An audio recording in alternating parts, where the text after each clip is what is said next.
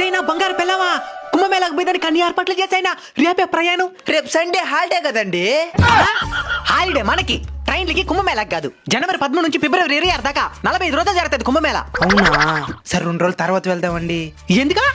Online లో jeans pant order పెట్టాను, వచ్చింది వేసుకుని వస్తానండి. కుంభమేళకి జీన్స్ ప్యాంటు పళ్ళు రాలిపోతాయి. పవిత్ర స్థలానికి ఎట్టబోవాలో తెలీదా? సారీ అండి, అక్కడికి సాధువులు చాలా మంది వస్తారు కదా, కసాయి రంగు చీర కట్టుకొస్తానండి. ఇప్పుడు నా భార్య అనిపించుకున్నావు, కానీ దానికి మ్యాచింగ్ కమ్మలు లేవా? మన కుంభమేళకి పోతున్నది కుటుంబ సమేతంగా పిక్నిక్ కాదు. నైనా నేను వస్తాను నైనా కుంభమేళకా. అది నా బిడ్డను చూసి నేర్చుకోయా. భక్తి అంటే ఎట్టుండాలా? భక్తి కదా నైనా, అక్కడ రుద్రాక్షలు అమ్మే మొనాలిసా అనే అమ్మాయితో ఫోటో దిగేదానికి. కుంభమేళ అంటే కామెడీగా ఉంది మీకా? మనలాంటి కుటుంబాల్ని కాదనుకుని, గొప్ప గొప్ప ఉద్యోగాల్ని వదులుకుని, చివరికి వాళ్ళని వాళ్ళే వద్దనుకుని, గడ్డగట్టే చలిలో శరీరం కుసించుకుపోయేలా తపస్సు చేసి సాక్షాత్తు భగవంతుని అనుగ్రహాన్ని పొందిన సాధువులు వచ్చే ప్రదేశం కుంభమేళ. అక్కడికి ఎలా రావాలో తెలీదా?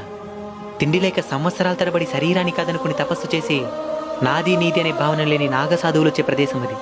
ఎంత భక్తితో వెళ్ళాలో తెలీదా?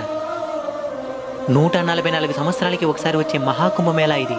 అలాంటి కుంభమేళకి ఎలా వెళ్ళాలో ఇప్పటికైనా అర్థమైందా? అర్థమైందండి. ఎలా వెళ్ళాలి? సాంప్రదాయ దుస్తుల్లో భక్తితో వెళ్ళాలి.